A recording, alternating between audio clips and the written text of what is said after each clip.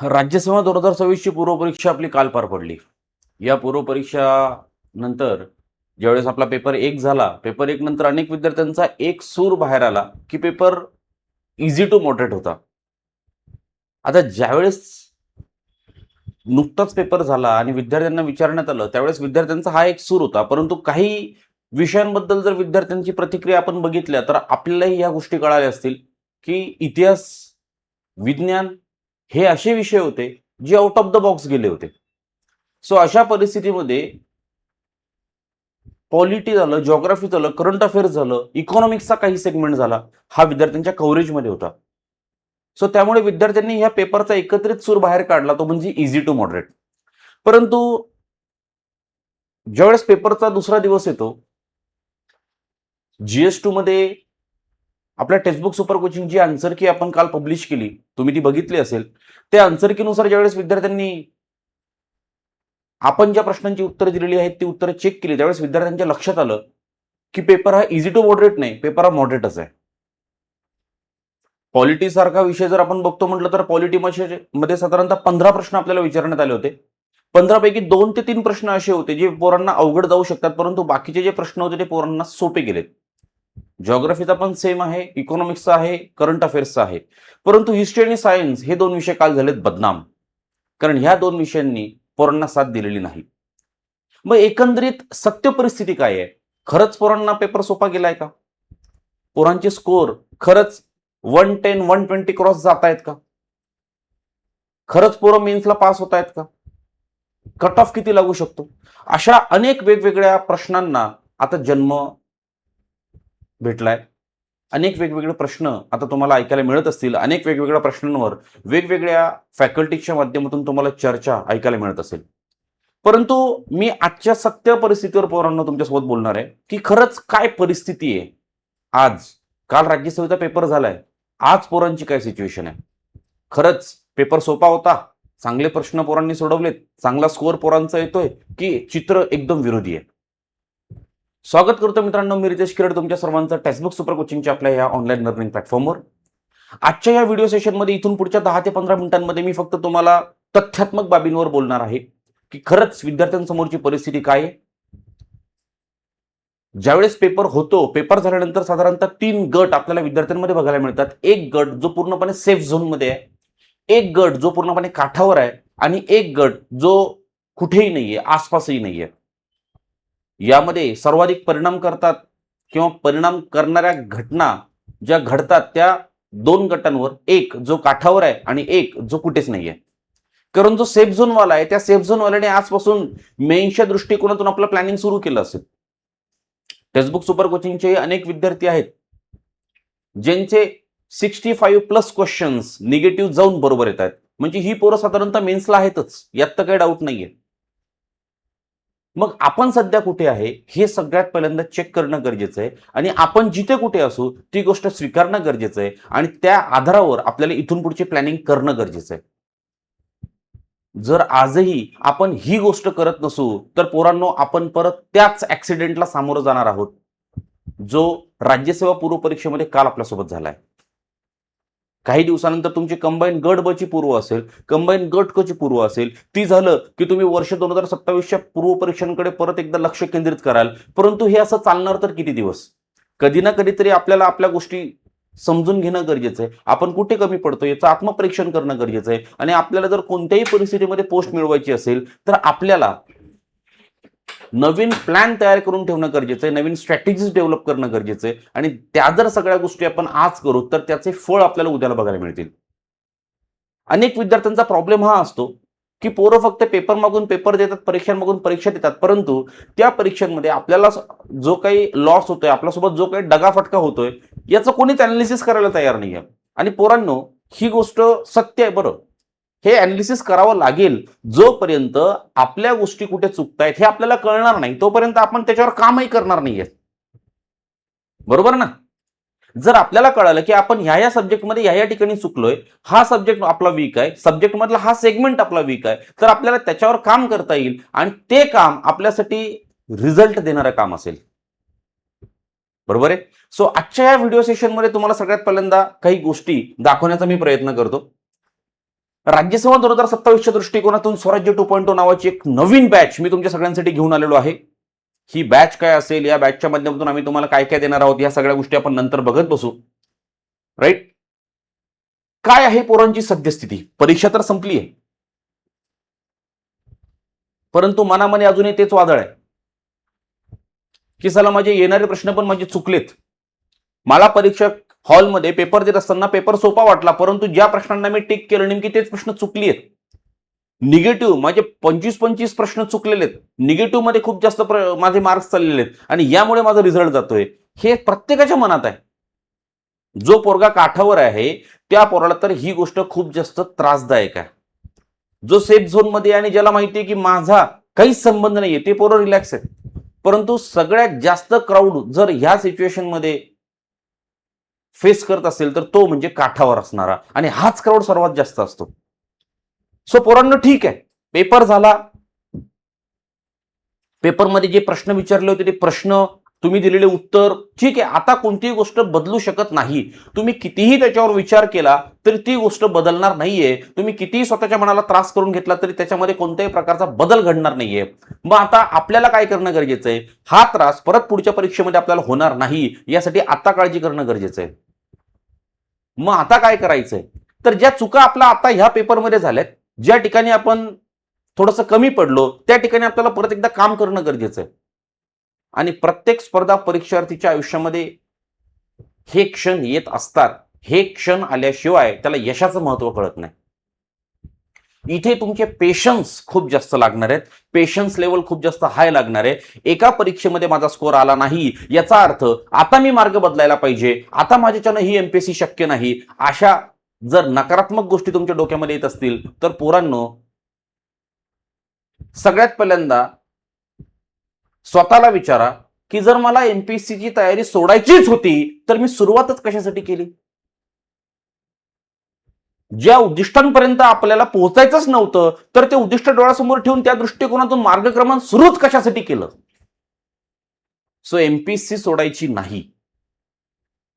Paper अवघड गेलाय, score कमी आलाय, याचा अर्थ असा नाहीये ना की तुम्ही कॅपेबल नाही आहात. तुम्ही सुद्धा कॅपेबल आहात.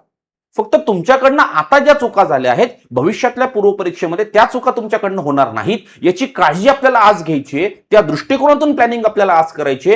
त्यावेळेस आपल्याला येणाऱ्या पूर्वपरीक्षेमध्ये चांगला स्कोर बघायला मिळू शकतो. सो त्याचा लगेच पर्याय हा नाहीये की नाही मला करायचंच नाहीये आणि माझी लायकी नाहीये किंवा मी कॅपेबल नाहीये, माझ्याच्यानं शक्य नाहीये, या गोष्टी जर डोक्यात येत असतील ना त्या सगळ्यात पहिल्यांदा काढा. नको सर मी प्लॅन बी वर वर्कआउट करतो, नको सर मी वेगळं काहीतरी करते, असे मेसेजेस काल तुमचे मला आलेत. आणि हे मेसेजेस बघितल्यानंतर मी एक प्रश्न विचारला स्वतःला की यार यामध्ये खरंच पोरांची चूक आहे का?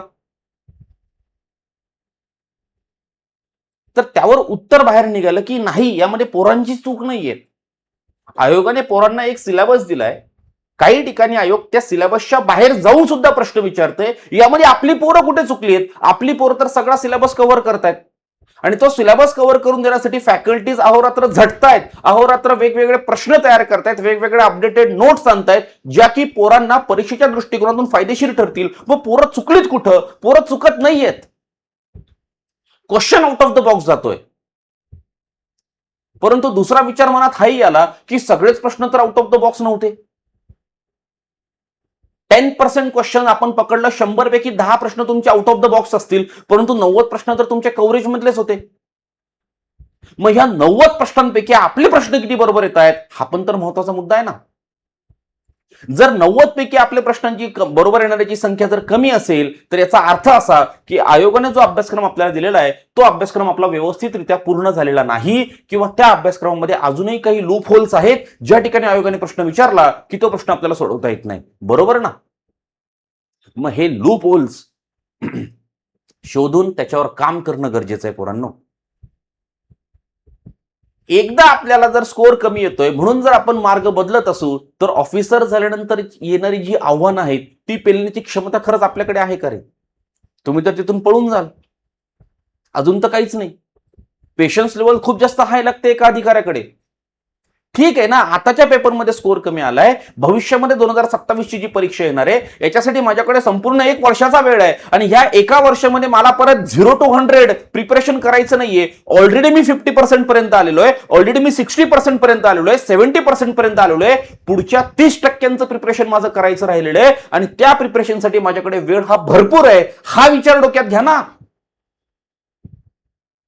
तुम्ही जिथे कुठे कमी पडताय, ज्या कुठल्या विषयामध्ये तुम्ही कमी पडताय, त्या विषय शिक्षकासोबत तुम्ही संपर्क करा, त्यांना बोला, भेटा, त्यांच्याकडनं स्ट्रॅटेजीज घ्या. मी तयार आहे. मी तुम्हाला माझा मोबाईल नंबर देऊन ठेवलाय. वैयक्तिक इकॉनॉमिक्स असेल, पॉलिटी असेल, करंट अफेअर्स असेल, या सब्जेक्टमध्ये मी तुम्हाला सपोर्ट करायला तयार आहे. तर मग अडचण कुठे आहे?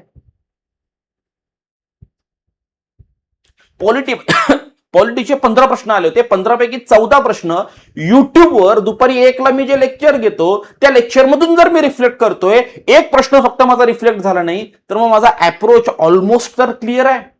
त्या अप्रोचवर चला ना. सगळं काही रेडी मटेरियल तर तुम्हाला उपलब्ध करून देतोय, मग तेही तुमची वाचण्याची क्षमता नसेल तर तुम्ही कसं तुमचं उद्दिष्ट पूर्ण कराल?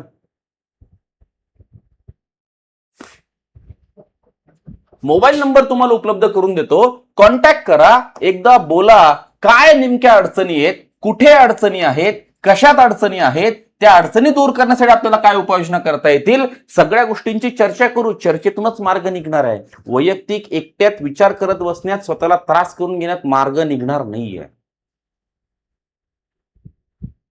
सो जे काही तुमच्या मनात असेल, जे काही नकारात्मक विचार येत असतील, हे नकारात्मक विचार थांबवा. समजू शकतो तुम्ही ह्या परीक्षेकडनं खूप जास्त होप्स ठेवले होते. ठीक आहे, नाही झालं, ही सत्य परिस्थिती आहे, ती नाकारता तर येणार नाही ना रे पोरांनो.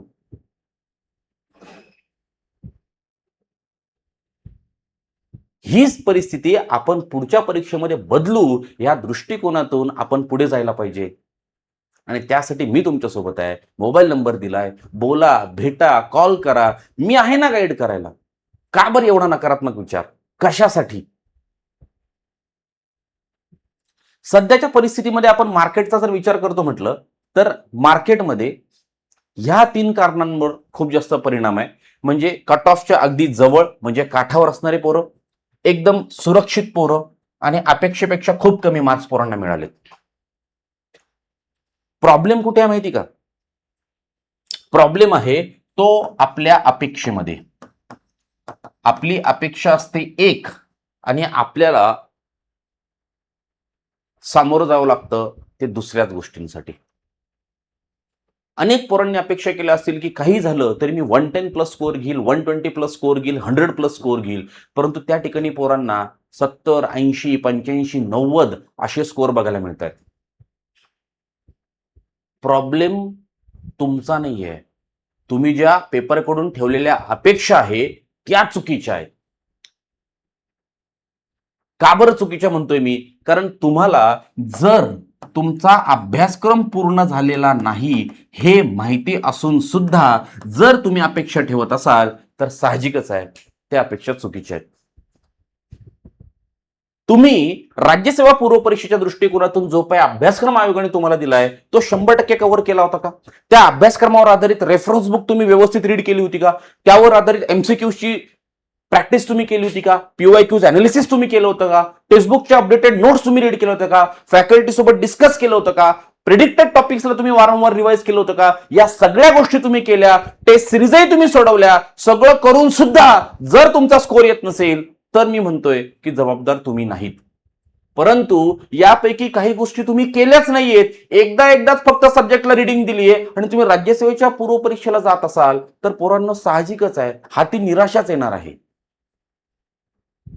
ही राज्यसेवेची पूर्व परीक्षा आहे भाऊ, ही स्पर्धा परीक्षा आहे आणि ह्या स्पर्धा परीक्षेला ज्यावेळेस आपण सामोरं जातो त्यावेळेस इतरांच्या तुलनेत त्या विषयावर आपण किती जास्त काम केलंय आणि किती चौकस काम केलंय हे जास्त महत्वाचं आहे आणि हे काम खूप जास्त परिणामकारक असतं.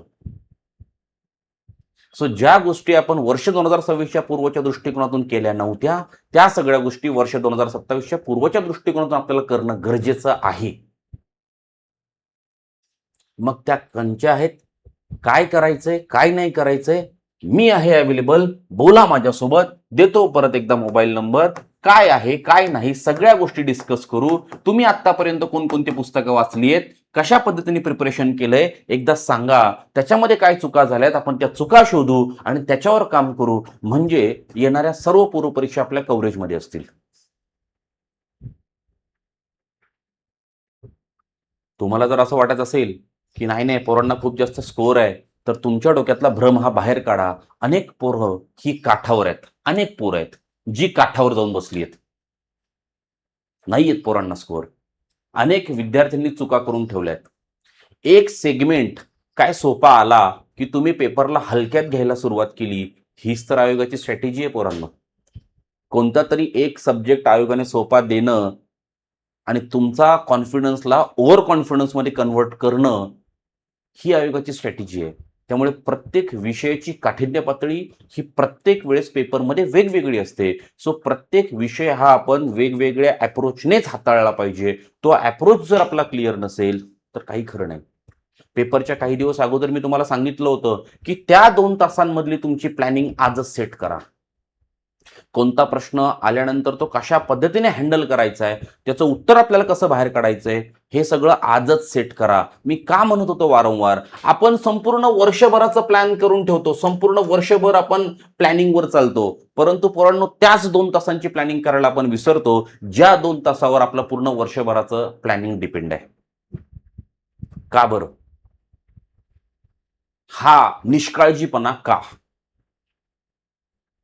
स्कोअर आला नाहीये, स्कोअर येत नाहीये, प्रश्न चुकण्याचं प्रमाण जास्त आहे. यासाठी आपण स्वतः कुठेतरी कारणीभूत आहोत.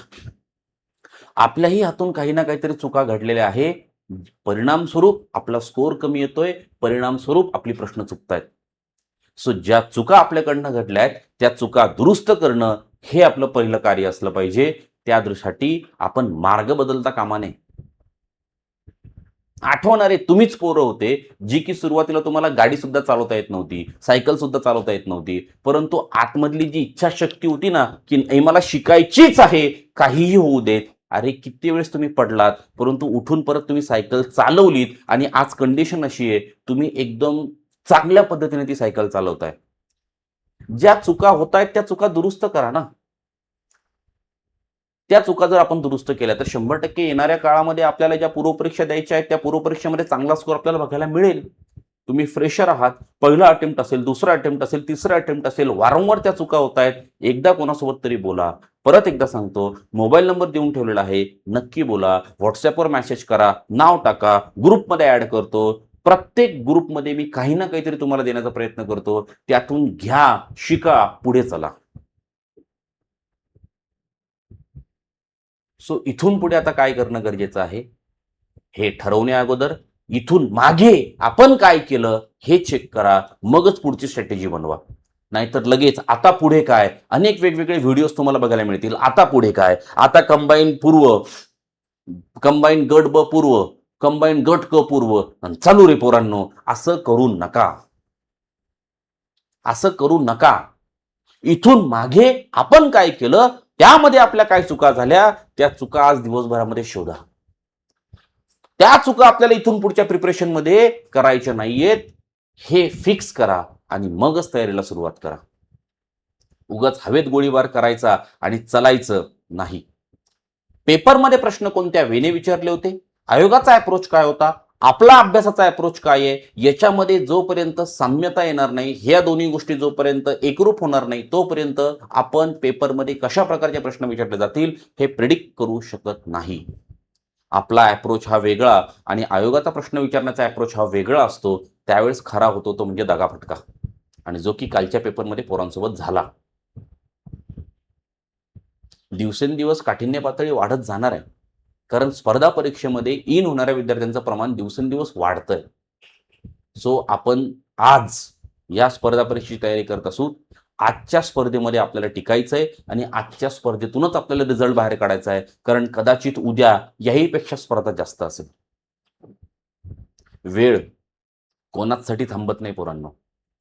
सो वेळेला महत्त्व द्या. वेळेनुसार स्वतःमध्ये बदल करायला शिका. हेच बदल तुम्हाला वेळेवर कामा येतील आणि ती वेळ तुमची असेल. बरोबर? वर्ष 2027ची तुम्हाला तयारी करायची. वर्ष 2027च्या तयारीच्या दृष्टिकोनातून मी माझी स्वराज्य 2.0 नावाची फाउंडेशन बॅच तुमच्या सगळ्यांसाठी घेऊन आलोय. या बॅचमध्ये all faculty team with 2 officers, Shubham Tijari sir आणि मंतेश पाटील सर. हे मंतेश पाटील स्वतः उपजिल्हाधिकारी आहेत. दोघेही लोक क्लास 1 आहेत. ह्या दोघांचंही गायडन्स तुम्हाला टेक्स्टबुक सुपर कोचिंगच्या प्लॅटफॉर्मवर उपलब्ध असणार आहे. पेड क्लासेस त्यांचे आपण अवेलेबल करतोय तुमच्यासाठी. सो सगळ्या गोष्टींमध्ये, मग ते नोट्स बनवण्यामध्ये असू द्या, टेस्ट बनवण्यामध्ये असू द्या, यांचं पार्टिसिपेशन आपण ठेवलेलं आहे. So textbook super coaching right अप्रोचने चालणारी संस्था आहे. महाराष्ट्रातली एकमेव अशी आहे जी डिस्क्रिप्ट पॅटर्नची तयारी पोरांकडनं करून घेते. मेंटॉर्स सुद्धा तुम्हाला अवेलेबल आहेत. सो ठीक आहे, जे झालं ते झालं, परंतु इथून पुढे त्याची पुनरावृत्ती होता कामा नये याच्यावर लक्ष केंद्रित करा आणि तयारीला सुरुवात करा. पोरांनो, घाबरू नका. मोबाईल नंबर पुन्हा एकदा तुम्हाला देतो, नक्की कॉन्टॅक्ट करा. काय अडचणी आहेत, काय नाही आहेत, बोला, बघूयात आपण. ठीक आहे, रिलॅक्स व्हा. 1-2 दिवस काय लगेच अभ्यासाला सुरुवात करण्याची गरज नाही. फॅमिलीसोबत वेळ स्पेंड करा, कारण परीक्षेमध्ये नापास होणं किंवा स्कोर कमी येणं हा काय खूप मोठा गुन्हा नाहीये. आणि यामुळे जर मनात चुकीचे विचार येत असतील तर ते विचार बंद करा. तुम्हाला जरी असं वाटत असेल की तुम्ही तुमच्या कुटुंबातले फक्त एक सदस्य आहात, तरी तुमच्या संपूर्ण कुटुंबाला असं वाटतं की तुम्ही म्हणजे त्यांचं कुटुंब आहात. सो ह्या 2 गोष्टींमधला फरक ओळखायला शिका पोरांनो. आणि छोट्याशा परिणामांवरून मार्ग बदलण्या इतपत तुम्ही कमजोर नाहीत. स्वतःला सांगा की अजूनही वेळ गेलेली नाहीये, अजूनही वेळ गेलेली नाही. ठीक आहे. सो मी आहे सोबत पोरांनो. भेटूया पुन्हा एकदा लवकरच एका नवीन सेशनच्या माध्यमातून. तोपर्यंत thank you. Have a good day and bye bye.